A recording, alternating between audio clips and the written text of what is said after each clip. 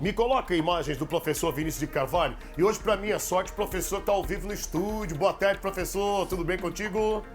Boa tarde, Pop. Boa tarde para os colegas aqui do estúdio e para os telespectadores aqui do teu programa. É bem-vindo. Professor, esse assunto que o senhor vai começar a transitar nele voltou a bombar nas redes sociais, Facebook, Instagram.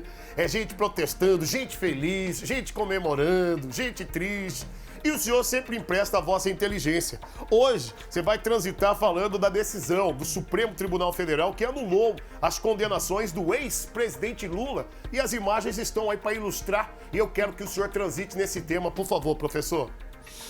Entendi, Pop. De fato, porque nessa semana nós tivemos dois julgamentos, né, do STF, né? Um até eu comentei aqui na terça, né? Foi o julgamento do Luiz Edson Fachin, né? Do ministro Luiz Edson Fachin, que na verdade anulou a competência do Sérgio Moro de julgar o Lula lá em Curitiba, né? Na 13ª Vara Federal da Justiça Federal em Curitiba. Então, assim, o processo foi anulado, embora o conteúdo dele continue válido, né? Então imagine que a capa do processo foi rasgada, né? Mas o conteúdo dele continua válido, as provas que foram levantadas, né? Pelos dois lados, pelo Ministério Público, né, que faz a acusação, e pela defesa do Lula também. Aqueles depoimentos que foram colhidos, né, que o Moro colheu, naquelas imagens que passavam, inclusive, na mídia, né, que eram filmados só os depoentes, o Moro não aparecia, né, só aparecia a voz dele, enfim. Aquilo tudo continua válido pelo julgamento de segunda-feira. Ele ganhou direito a um novo julgamento. Ele não foi absolvido, tá? Essa é uma outra polêmica aí que está movimentando as redes sociais, né? Até o Ciro Gomes falou ontem, cadê a sentença que ele está absolvido? Me mostra aí, que o juiz absolveu. Não existe, ele não foi absolvido. Ele ganhou direito, é um VAR, né? Ele ganhou direito a um outro julgamento.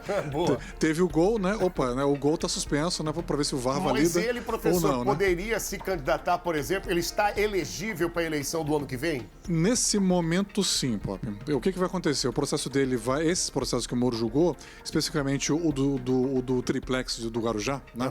Para ser específico, ele vai para um juiz federal em Brasília.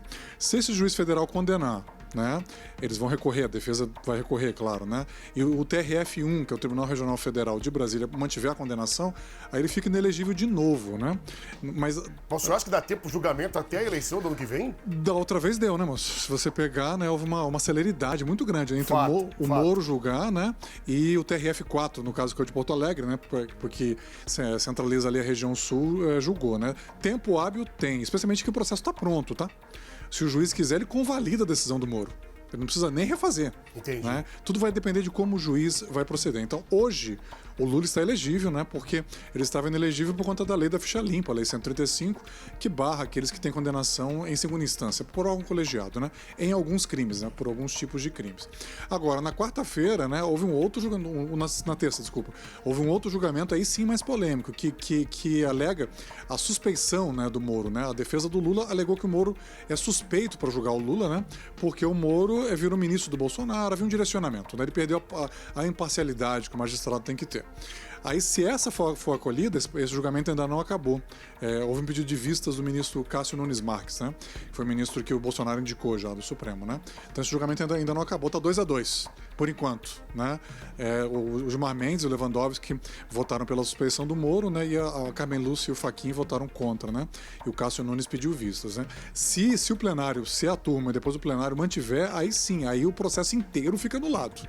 Inclusive as provas, vai ter que começar tudo de novo, colher todos os depoimentos, fazer as perícias, visitar o apartamento lá no Guarujá, né? Que tem depoimentos que a dona Marisa ia lá com frequência. Não é meu, né? Mas a dona Marisa ia lá, ele ia lá com frequência. Todo esse trabalho fica anulado e teria que recomeçar. Teria que refazer, Pop. Aí sim, realmente, nesse caso, primeiro que é um perigo muito grande de anular a Lava Jato inteira, tá? Que muita gente está querendo. Não só os processos do Lula, mas toda a Lava Jato. Marcelo Odebrecht, Paulo Roberto Costa, Pedro Barusco, só gente do bem, aquele Cerveró, né? Que tem aquele olho para baixo. Lembro, né? Bem. Enfim, ele está no meio também desse rolo. Então, anular a Lava Jato inteira seria um vexame, né? Para o judiciário brasileiro, né? Mas aí sim, ainda que se restrinja ao caso do Lula, aí eu concordo contigo. 1 ano e meio, né, um pouquinho mais que nós temos para a eleição, daria pouco tempo, né, para refazer o processo do zero e condená-lo 2 vezes, né? na primeira instância e na segunda instância. Que então, aí sim o impediria de disputar a eleição para presidente ano que vem. Aí ele chegaria até 2022 elegível, né? Do contrário, teríamos aí uma possível disputa reeleição do Bolsonaro e do outro lado o ex-presidente Lula. Seria mais ou menos esse, além de outros candidatos como Ciro e tantos outros, não é isso, professor? E o próprio Sérgio Moro, né? O Paraná Pesquisas bateu uma pesquisa na semana passada, deu 32 Bolsonaro, 18 Lula, 11,6 Moro. No cenário que estão os três listados, né?